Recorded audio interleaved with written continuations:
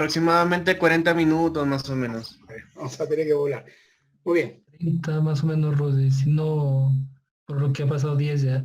Si Ya, no, ya que se comenzamos. corte Terminamos de muy nuevo pronto. se Bueno, hace. Ya, listo, doctor. Si se acaba, le vuelvo a mandar el link. ya. Ya, Bueno, listo, doctor. saludo para todos los internos de la Universidad Nacional de Cajamarca. Un reconocimiento especial al doctor Eduardo Sedano, que una gentil invitación para poder compartir con ustedes algunas de las cosas que vemos frecuentemente, ¿no? La última clase que dicté para algunos alumnos de la Universidad Nacional de Cajamarca fue en el 2013, año en que me retiré de la docencia. Bueno, yo soy el doctor Henry Medina Espino, soy médico internista, médico intensivista, y mi centro de labor actual en la práctica privada es en el Centro Médico de Cosmi Vega. Vamos a tratar sobre la diabetes mellitus tipo 1. ¿Esto se puede bajar para ver todo? Se me tapa alguna cosa. Bueno, vamos a ver. Acá tenemos el escudo de San Fernando y acá el de la Sociedad Peruana de Medicina Interna, la cual soy miembro titular. Esta es mi alma mater, la Universidad Nacional Mayor de San Marcos, su Facultad de Medicina en San Fernando, donde nos forjamos. Y bueno, para comenzar sobre la diabetes mellitus tipo 1, uno tiene que recordar un poco de la parte de fisiología, que sé que lo han llevado muy bien ustedes, que es la secreción de insulina en la persona sana. El perfil fisiológico de la insulina tiene dos fases. Una fase de secreción continua, que es a baja cantidad y constante durante el periodo de ayuno. Eso se llama insulina basal. Y sirve para inhibir la producción hepática de glucosa y para evitar la hiperglicemia de ayuno o basal. Después que se ingiere alimento, se produce una rápida hiperglicemia postprandial, y por lo cual las células beta comienzan a secretar rápidamente valores de insulina adecuados para disminuir esta hiperglicemia postprandial. Los niveles máximos se alcanzan en 30 minutos y regresan a los niveles basales de 2 a 3 horas. Esto tiene dos fases. Esta es la basal, estamos viendo, plano durante todas las 24 horas y se altera cuando uno come. Al momento de comer, a los 5 minutos de la primera fase, una salida rápida de insulina ya formada, que está casi en el límite de las células beta, y es que rápidamente sale hacia afuera a través de una exocitosis y disminuye la cantidad de glucosa que se ha asimilado por efecto de la comida. Y una segunda fase un poco más lenta, menos fuerte que la primera, porque acá se comienza a formar insulina nuevamente, están en la parte más profunda de la célula beta, ¿no? A las 3 horas, más o menos 4 horas, nuevamente regresa a la parte basal. Esto es importante porque en el tratamiento para la diabetes tipo 1 vamos a tratar de unificar esta secreción fisiológica. ¿Por qué es importante la insulina? Porque suprime la liberación de glucosa desde el hígado y los músculos, provoca el almacenamiento de la grasa hepática y periférica, inhibe su oxidación, disminuye o inhibe la secreción de glucagón, que es su antagonista, y también inhibe la producción de glucosa endógena por acción directa sobre el hígado y un efecto directo por la supresión del glucagón. Todo eso hace que la glucosa baje a medida que se secreta la insulina. ¿Qué es la diabetes mellitus? La diabetes mellitus es un gran síndrome. Muchas veces, mucho tiempo se nos enseñó que era una enfermedad, pero ahora se ve que es un síndrome. El síndrome, como ustedes saben, es un grupo de signos y síntomas que tienen causas diferentes. En la parte fenotípica, diremos que es un trastorno metabólico caracterizado por hiperglicemia crónica, trastorno del metabolismo de los carbohidratos, las grasas, las proteínas, a consecuencia de una secreción anormal o un efecto anormal de la insulina. Esa es la parte fenotípica. La genotípica es diferente. Hay diferentes formas de diabetes y que tienen como característica esta parte de acá, ¿no? Pero como causa son totalmente diferentes. En la clasificación actual se reconoce la diabetes mellitus tipo 1, que la vamos a tratar hoy día, en la cual hay una destrucción de las células beta, ¿no? Solamente eso diremos para después ir avanzando en la presentación. La diabetes mellitus tipo 2, que hay un efecto relativo de la insulina o un aumento de la resistencia, y más o menos es la más frecuente, más o menos un 90% de todas las diabetes son diabetes mellitus tipo 2. La diabetes mellitus gestacional, hay una hiperglicemia que aparece durante el embarazo, que no es una hiperglicemia muy alta, no alcanza valores muy altos, pero es superior a las normales. Esto es importante porque esta paciente con diabetes gestacional tiene mayor riesgo de sufrir complicaciones durante el embarazo, el parto, padecer diabetes mellitus en el futuro y el producto también tiene más riesgo de tener un cuadro de diabetes. Otro tipo de diabetes específicos, defectos genéticos en la función de la célula beta, defectos genéticos en la acción de la insulina. Acá está comprendida todos los diabetes tipo MODY, las enfermedades del páncreas, exocrino, por ejemplo, una infección viral tipo la fiebre urleana, la papera, puede producir alteraciones importantes, destrucción en el páncreas y terminar siendo este paciente un diabético. Hace mucho tiempo en un país nórdico, una epidemia de fiebre urleana que es viral y después de eso se vio que aumentó mucho la incidencia de diabetes tipo 1 porque se había destruido el páncreas. Las endocrinopatías como la agromegalia, síndrome de Cushing, cromosomopatías en el síndrome de Down, el síndrome de Turner, y también no hay que olvidar las relacionadas a los medicamentos, donde a la cabeza van los glucocorticoides. Hay un término que en los últimos años se ha puesto de moda y de alguna manera le da cierta importancia, cierto caché a los pacientes. Cuando viene y dice, doctor, yo soy un prediabético. El paciente se ufana de esa condición. Esta prediabetes es una condición que se ha creado para juntar un grupo de pacientes que tienen riesgo de desarrollar diabetes mellitus, que son intolerancia a la glucosa, alteración de la glucosa basal y valores elevados de la hemoglobina glicosilada. Hay diferentes fisiopatologías y no todas las personas que tienen estos cuadros desarrollan diabetes mellitus. Así que se considera que la mejor denominación sería paciente con mayor riesgo de diabetes mellitus. A estas tres condiciones, últimamente se le ha añadido la obesidad, la hiperinsulinemia, el ovario poliquístico, entre otras más. ¿Cuáles son los criterios diagnósticos que se están utilizando? Estos son desde 2010, el American Diabetes Association. Dice, diabetes, los criterios diagnósticos, síntomas y glicemia al azar mayor de 200 a cualquier hora, haya comido o no haya comido. Los síntomas ya ustedes saben, polidipsia, polifagia, pérdida de peso. Glucosa en ayunas mayor de 126, acá ponemos milimoles por litro, que son las unidades internacionales, en un artículo muy lejano del archivo de medicina interna, ya una revista desaparecida, había un artículo que decía las unidades internacionales vinieron a quedarse para siempre. En realidad no ha modificado mucho para nosotros, en otros países lo utilizan bastante, pero siempre al costado ponen la dosis en las unidades que conocemos. La glucosa, después de 2 horas de una prueba de tolerancia a la glucosa, más de 200, y la hemoglobina glicosilada más de 6.5. ¿Qué otros criterios tenemos? Glicemia basal alterada, es una glucosa en ayunas de 100 a 125. Esto es muy importante. Cuando yo comencé a estudiar medicina, cuando yo en medicina 1, medicina 2, me enseñaron que la glucosa por encima de 140 era diabetes. Después se modificó por encima de 120, pero estamos viendo que valores que consideramos normales, de 100 a 125, son también ya considerados como glucosa basal alterada. Intolerancia a la glucosa, cuando hacemos una prueba de la glucosa, a las 2 horas una glucosa de 140 a 199, también se considera que es una intolerancia a la glucosa. Y hay mayor riesgo de diabetes cuando la hemoglobina glicosilada oscila entre 5.7 y 6.4.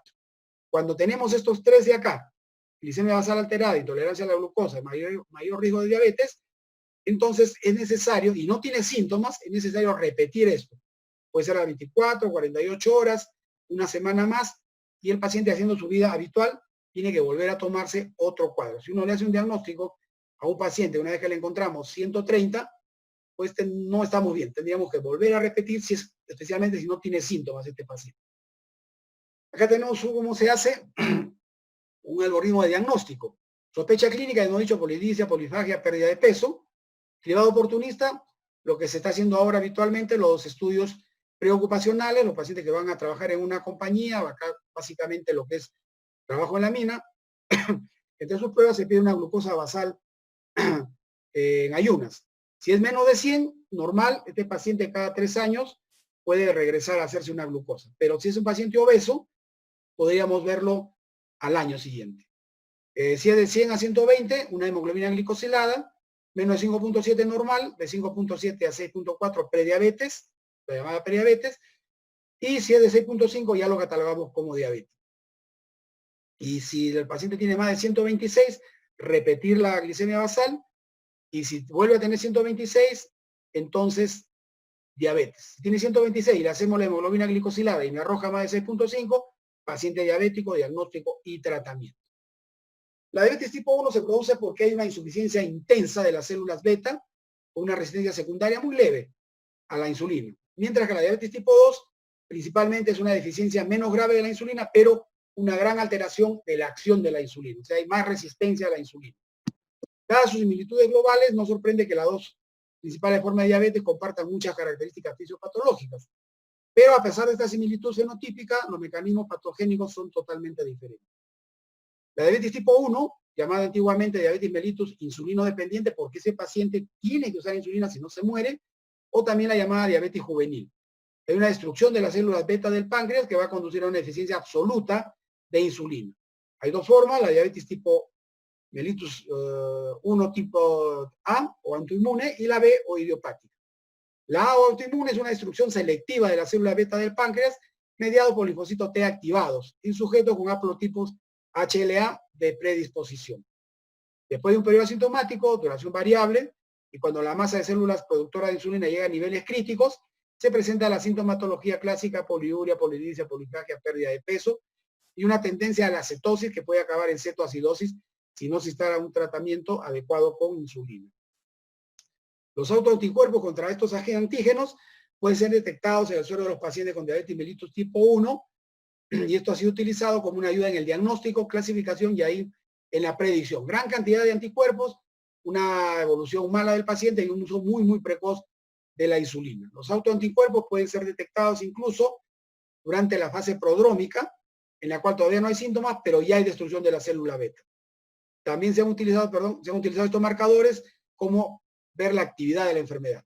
Sin embargo, no se recomienda de manera regular el dosar estos autoanticuerpos, sino más bien cuando hay dudas en el tipo de diabetes. Digamos, un paciente de unos 18 años, un poquito gordito, que comienza a tener un cuadro de aumento de la glucosa, y nosotros decimos, este es un paciente diabético tipo 1, es un paciente MODI o es un paciente diabético tipo 2. Entonces, no tenemos esa certeza, dosamos anticuerpos. Si encontramos anticuerpos positivos, ese paciente va a tener que usar insulina desde el comienzo de su tratamiento.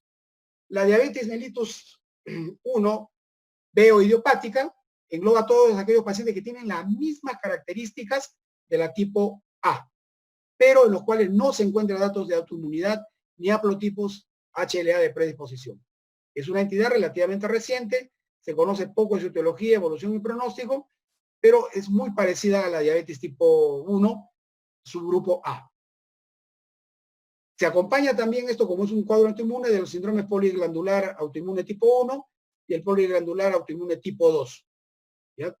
Además, como es una enfermedad autoinmune, también está asociada a problemas autoinmunitarios tiroideos, enfermedad celíaca, enfermedad de Addison. Se recomienda descarte de la enfermedad tiroidea autoinmune y la enfermedad celíaca en el debut de la diabetes mellitus tipo 2 en niños y adolescentes.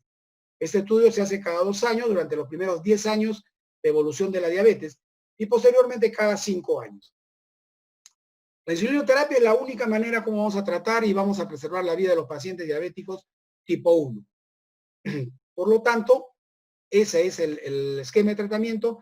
En los últimos tiempos se ha tratado de introducir, por ejemplo, la metformina para mejorar esta cierta resistencia a la insulina, pero los estudios a gran escala no han demostrado que haya ayudado mucho la metformina. Sigue siendo la insulinoterapia la piedra angular para el tratamiento de estos pacientes. Y por eso le decía al comienzo, esta insulinoterapia tiene que imitar los componentes de la secreción fisiológica, una insulinemia basal y otra insulinemia después del alimento. En la actualidad, felizmente, disponemos de una variedad de insulinas con distintos perfiles de acción para poder imitar este patrón. Las insulinas de acción lenta o retardada imitarán la secreción de insulina basal. Acá tenemos la insulina de acción intermedia, la famosa NPH. Se obtiene tras la adición de protamina a la molécula de insulina y se consigue una curva mucho más lenta.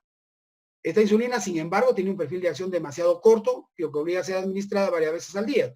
Puede ser de 2 a 3 veces al día que se administra esta insulina. Si son dosis bajas, puede ser hasta 3 veces.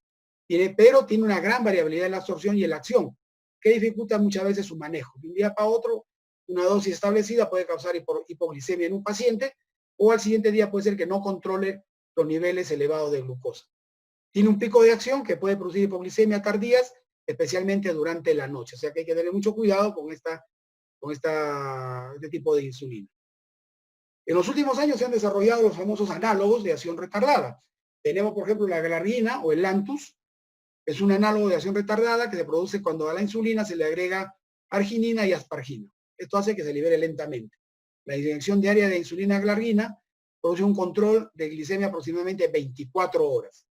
Aunque cuando se usa en las dosis muy bajas, como en los pacientes pediátricos, puede ser necesario que sean 2 inyecciones diarias para cubrir un día completo. Esta nueva insulina tiene un mejor control basal, evita los problemas mencionados anteriormente, es mucho más certera su absorción, no tiene un pico de acción, por lo tanto es más plano. Y con esto se evita las hipoglicemias, especialmente las nocturnas. Pero si el paciente tiene un buen control con la NPH, no tiene hipoglicemias importantes, no hay por qué cambiarla, ¿no? Además que todas estas insulinas que vamos a ver después, la glargina, la Levemir y la Degludec, son muy caras. Si con insulina NPH se controla bien, no hay hipoglicemias importantes, seguir con NPH, que es mucho más cómoda. La Determit o Levemir, que es el nombre comercial, es un análogo soluble en insulina, en el cual se ha añadido el ácido mirístico como un retardador en su acción. Tiene menor potencial hipoglicémico que la NPH, por lo tanto, cuando se cambia NPH a insulina Detemir, hay que aumentar la dosis. Su duración de acción aproximadamente es de 20 horas, con un perfil más plano que la NPH.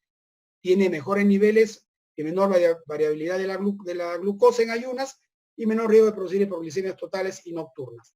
Y además tiene menor ganancia de peso que la NPH. Últimamente se ha desarrollado una nueva generación de análogos de insulina mucho más lenta, que va hasta 36 horas, con un perfil de acción más plano y una menor variabilidad en la absorción, por lo cual se mimetiza mejor la insulinemia basal endógena. Confiere un menor riesgo de hipoglicemia y una mayor flexibilidad en la hora de administración. Esta insulina tenemos la Degludec o Tresiba, con una acción ultra larga, y el otro preparado es la glargina, de 300 o Toujeo, que también tiene un tiempo de acción mucho más prolongado. Los de acción corta, la acción de lenta, vamos a ver unas características, actúan de manera más lenta, más sostenida que la NPH, pueden llegar hasta 20-24, ya hemos dicho que las últimas pueden tener hasta 36 horas. La ventaja no es tanto en el tiempo, sino que no tienen pico de acción, pico máximo, o sea, comienzan a actuar y mantienen un nivel plano. Es una buena opción para el mantenimiento de la insulinemia basal, a la cual se pueden añadir inyecciones 3 o 4 de insulina de acción rápida o análogo, según las características y circunstancias del paciente. Se recomienda su administración de forma subcutánea, una vez al día antes de irse a la cama. Si no se consigue un buen control, puede administrarse 2 veces al día. Para disminuir el riesgo de hipoglicemia en las dosis iniciales de glargina, debe ser de 80% de las unidades de NPH y posteriormente ir subiendo de acuerdo a la respuesta. Muy bien, seguimos avanzando. Los de acción rápida son utilizados para el control de la glicemia post-ingesta y corregir situaciones de descompensación por la hiperglicemia. Tenemos en primer lugar la insulina regular, es una insulina que se consigue tras un proceso de cristalización, se usa en la mayoría de las pautas diarias junto con la insulina intermedia y es la única insulina que se puede utilizar por vía intravenosa. Solamente la insulina regular es utilizada subcutánea, intramuscular o endovenosa, ¿ok? Sin embargo, tiene una acción de acción más tardío, puede ser a los 30 minutos, un pico de acción de 2 horas y una duración hasta de 6 horas, lo que hace que si uno lo administra en la noche pueda haber hipoglicemias nocturnas. Y por eso se aconseja que debe administrarse por lo menos media hora antes de las comidas. Este problema desaparece, bueno, con los nuevos análogos que vamos a ver. Los análogos de acción rápida modifican la estructura molecular y logran características farmacocinéticas diferentes a la regular. Son mucho más rápidas y más cortas en su acción. En el mercado tenemos el Aspart, la Lispro y la Glulicina, ¿ok? El Aspart es el Novorapid, la Lispro es la Humalog y la Glucina Atrapid. El inicio de la acción es más rápida, de 10 a 20 minutos, y que permite su administración coincidentemente con las comidas. Recuerden que en la anterior, la cristalina tiene que ser por lo menos 30 minutos antes. Son eficaces administrados tras las comidas en los niños pequeños con ingestas variables. Si un niño come más de la cuenta y a las 2 horas le tomamos una glucosa y está en un nivel muy alto, entonces le podemos aplicar estas insulinas de acción rápida.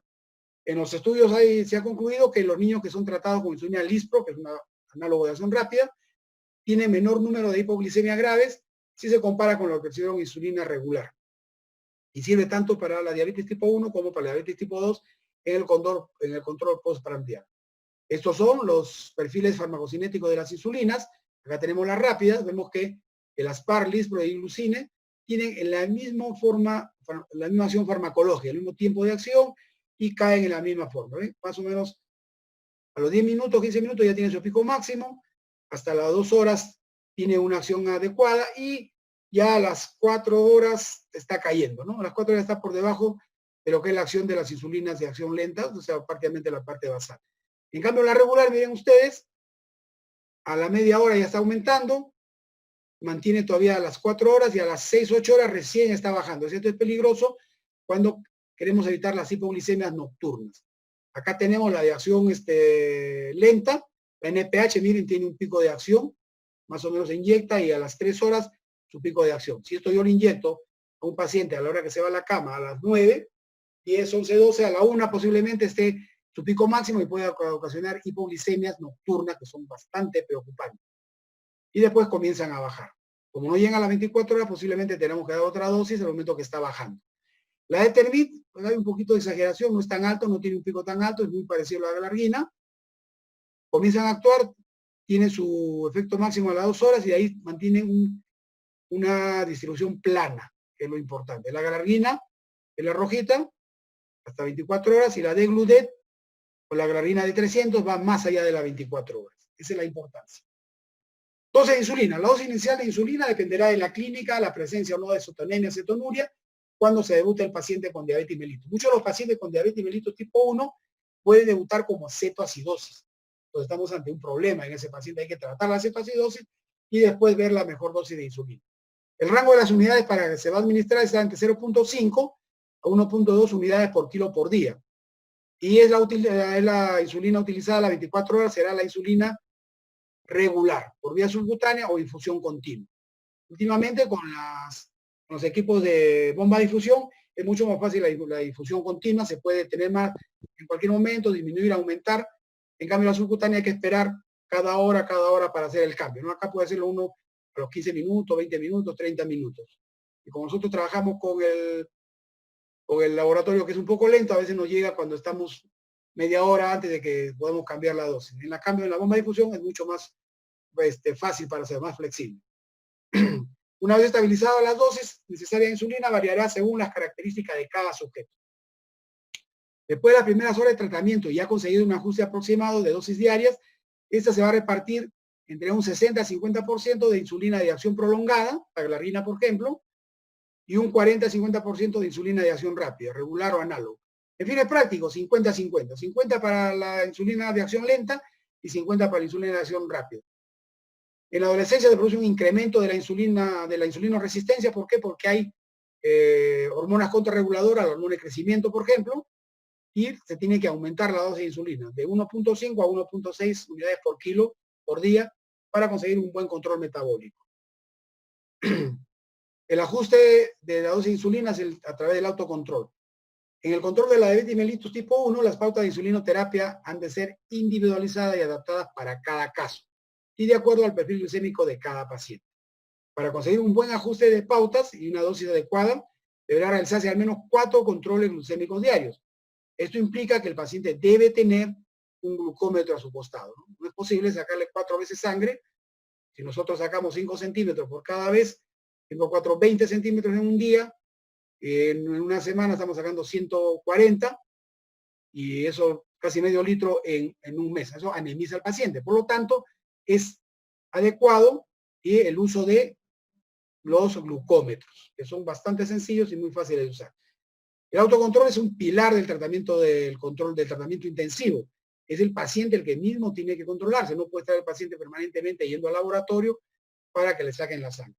Los objetivos glicémicos óptimos para un adecuado control están dados por un consenso de la Sociedad Internacional de Pediatría, de Diabetes Pediátrica de Adolescentes, que fue en el año 2000, hasta ahora sigue vigente. Son estos: una glicemia preprandial de 80 a 140, postprandial de 100 a 180 y una glicemia nocturna de a las 3 de la mañana en menor de 80. Pues mira, ¿y cómo les hago? Pues en los primeros semanas hay que despertar al paciente para tomarle una glucosa a esta hora. Es importantísimo porque acá se puede producir hipoglicemias.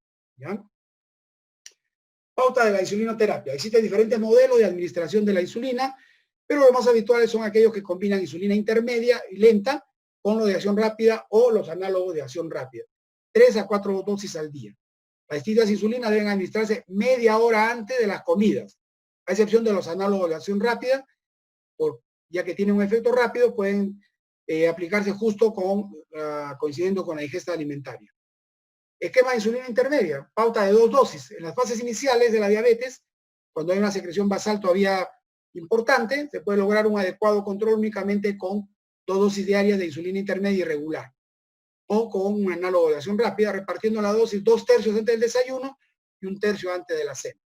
Si yo le voy a dar a este paciente una insulina tipo NPH, le doy 10 de antes del desayuno y 5 a la hora de la cena. Y van bien, pero son pacientes en la fase inicial. Después, este esquema no es el más adecuado. La pauta de 3 dosis es la más utilizada en los pacientes pediátricos.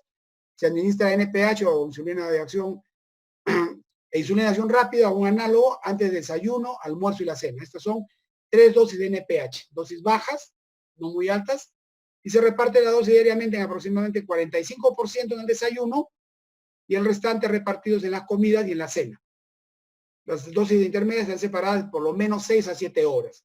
Esto es importante y debemos revisarlo porque el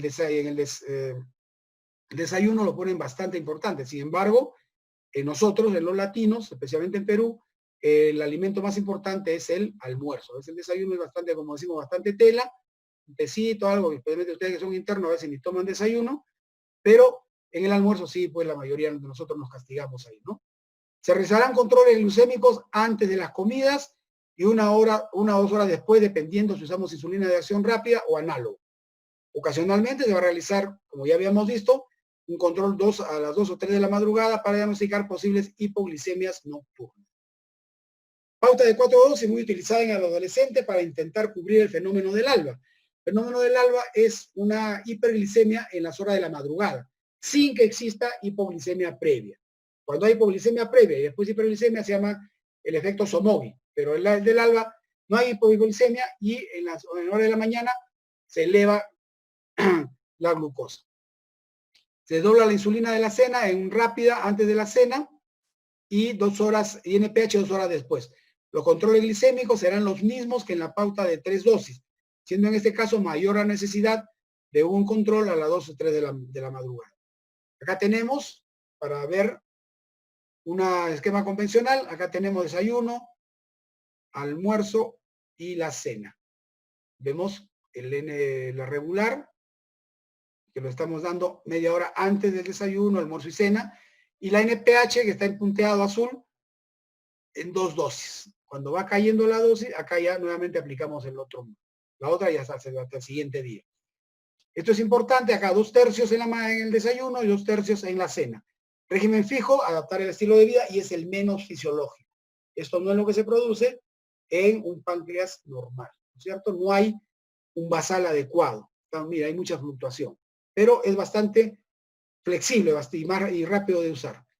Este es el más adecuado, una insulina de acción prolongada a la hora de irse a la cama, que dura hasta el siguiente día, y antes de la comida su análogo de acción rápida, preferible a la insulina cristalina. Y las dosis de insulina, las insulinas se reparten de la siguiente manera. Una insulina basal, una insulina nutricional, que es antes de las comidas, y una insulina correctora cuando hay picos de glucosa. Por ejemplo, cuando yo quiero utilizar insulina rápida, a las 2 horas de lo que le he dado el alimento al paciente, si yo me encuentro menos de 150, no le doy nada. 150 a 202, 200 a 250. Cuadrito, ese, ¿Acá? sí, Ya, en ese punto. Listo, muy bien. Entonces decíamos que no hay que confundir esto con lo que se le llama la escala móvil, por si acaso. ¿Ya? La escala móvil es, ponemos a ciertas horas y a esa hora le controlamos y no importa si el paciente ha tenido dosis anteriores de insulina, si ha comido, nada, simplemente Le controlamos a la, ¿cómo hacemos? 7, 12, 5 y 10. Y si está hiperglicémico, le colocamos parecido a esto y le colocamos, ¿no? Pero eso no está evitando la hiperglicemia, simplemente está tratando la hiperglicemia. La idea fundamental de esto es disminuir los cuadros de hiperglicemia, que no se produzcan. Con la insulina, con la escala móvil, lo que estamos tratando es ya la hiperglicemia.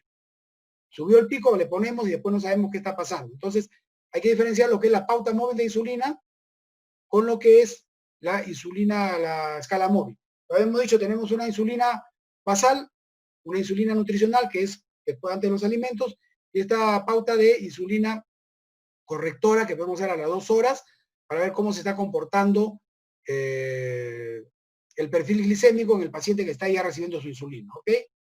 Muy bien. La terapia con bomba de difusión continua de insulina. Esto fue toda una novedad, ¿no? Más o menos en los 80, 85 comenzaron a aparecer las bombas de infusión, muy grandes al principio, con todo lo que era la modernización, la tecnología, han ido reduciendo, ahora prácticamente son pues casi del mismo tamaño de las caseteras para hacer este mapa o para hacer holter. Un sistema abierto que libera insulina en forma continua en el tejido subcutáneo para lograr una insulinemia basal y en forma intermitente a través de bolos previos a las comidas y corregir las hiperglicemias. La bomba se puede preprogramar de manera que habitualmente se seleccione la infusión basal y los bolos se administran según las necesidades. La insulina utilizada acá, no, regular o un análogo. Ojo que el análogo es caro, entonces mejor recurrimos a la insulina regular. ¿En quiénes puede usarse? Niños mayores de 10 años o en niños más pequeños si se encuentran bajo la supervisión permanente de un adulto. Esto es importante porque le ponemos a un niño que te va a agarrar como un PlayStation, va a estar jugando y va a estar entre hipoglicemia y hiperglicemia, saliendo y entrando de estos cuadros. Una alternativa adecuada en pacientes motivados, pero que no logren un buen control con otras pautas, o en diabéticos que tienen hipoglicemias graves, o aquellos que presenten fenómenos del alba importante.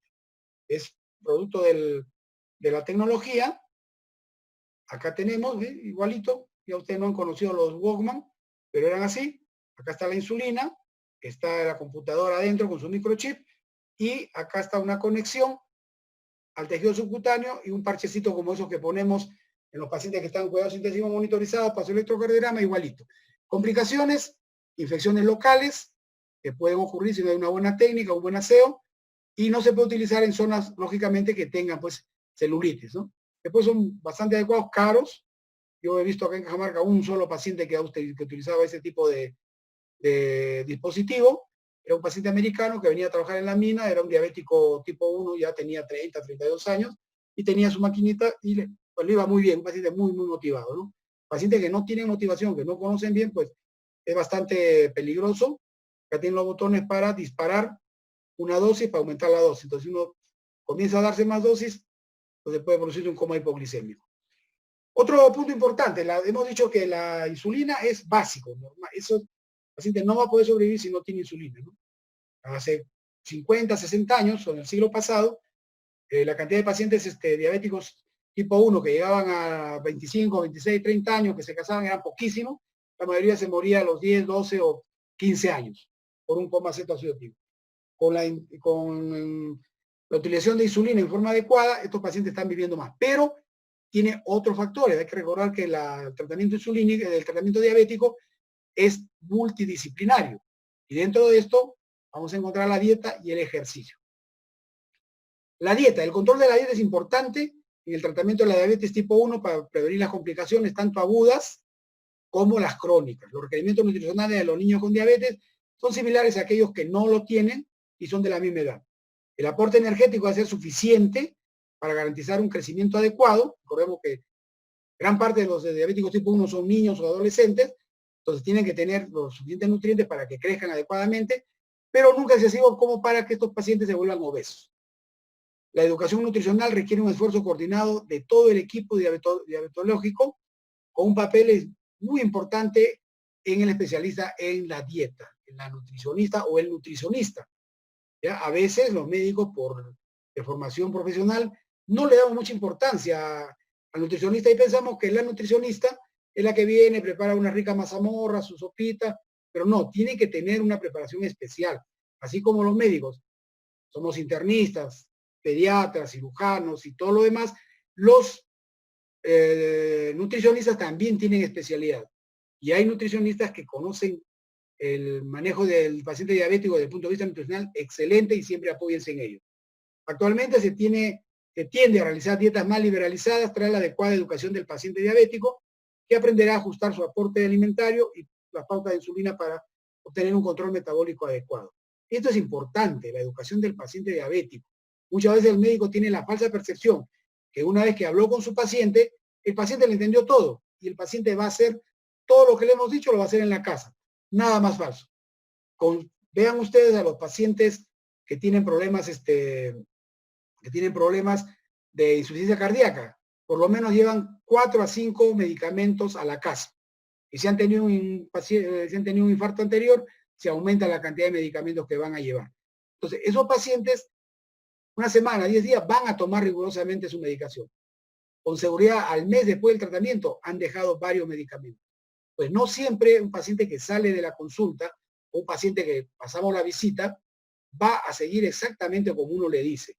Es importante la educación, es importante lo que le llaman la compliance, o sea, cuánto se apega el paciente al tratamiento. Y a veces esto, curiosamente, escapa a la mano del médico.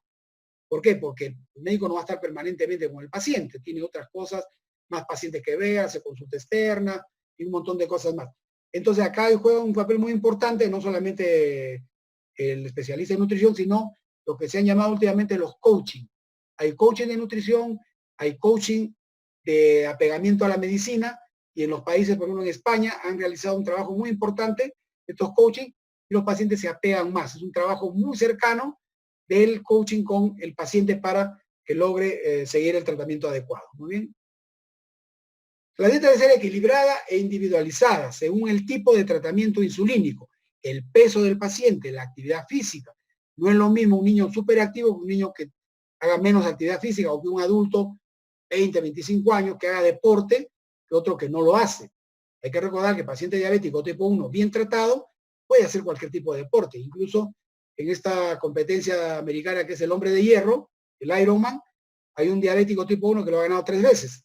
Natación, ciclismo y una especie de una mini maratón. Entonces, si esa persona puede consumir una cantidad tremenda de, perdón, de calorías para que pueda reponer lo que está gastando.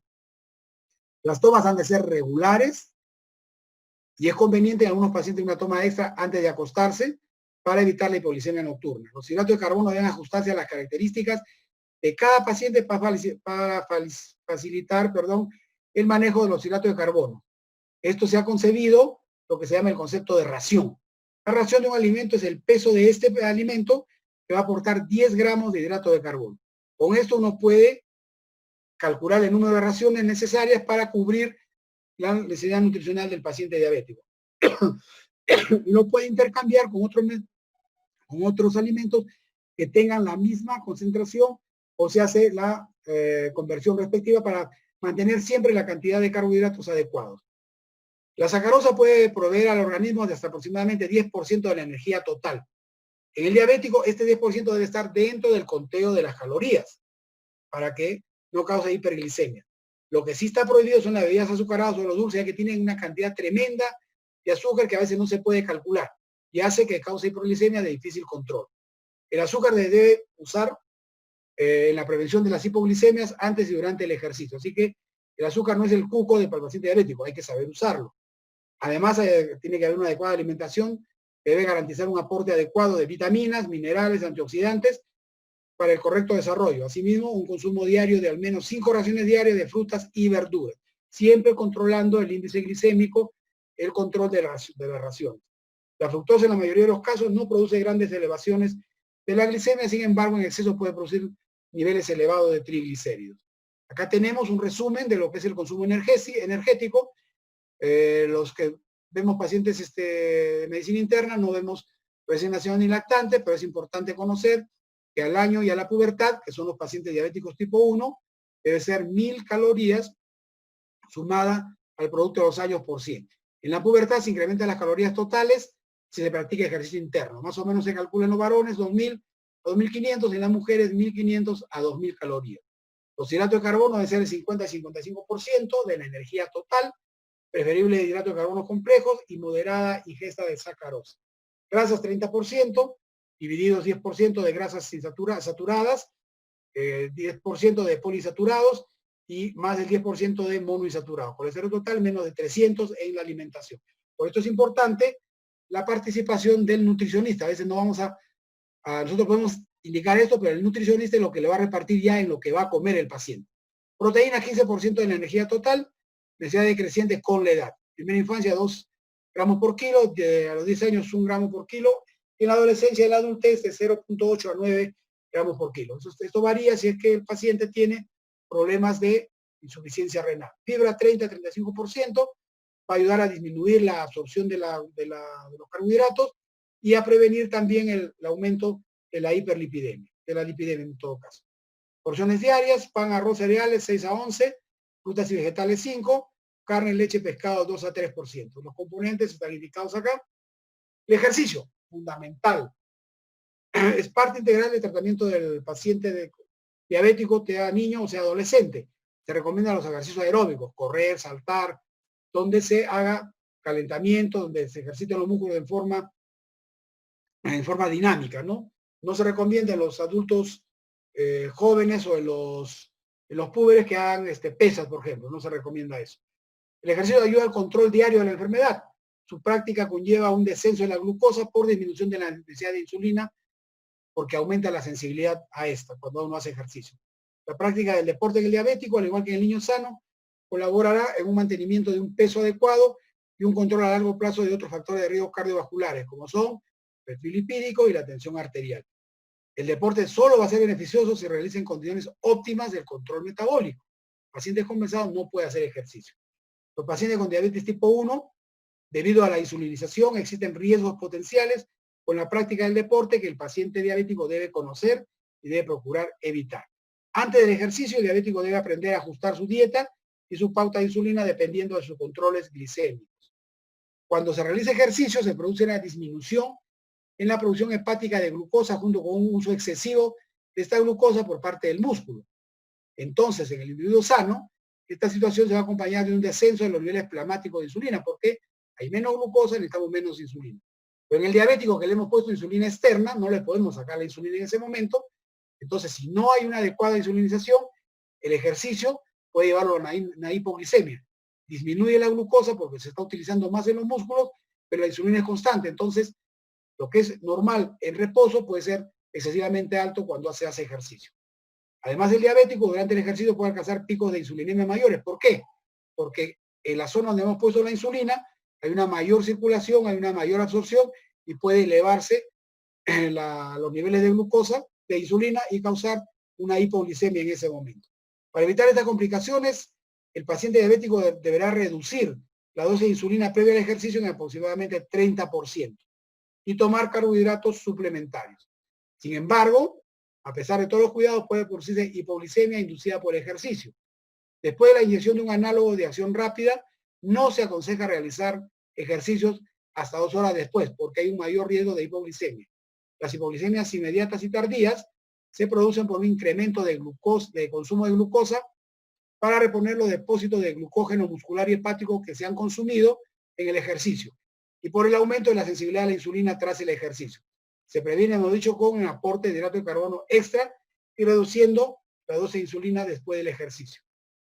Pero también hay una hiperglicemia inducida por el ejercicio.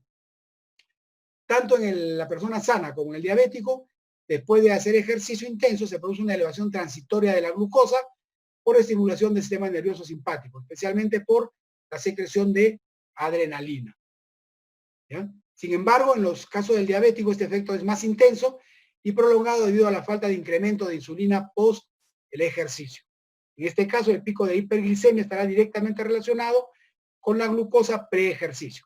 No está indicado el aporte de insulina extra por el riesgo posterior de hipoglicemia. La conducta adecuada para prevenir estas complicaciones es realizar ejercicio intenso solo si la glucosa previa se encuentra dentro de los límites normales.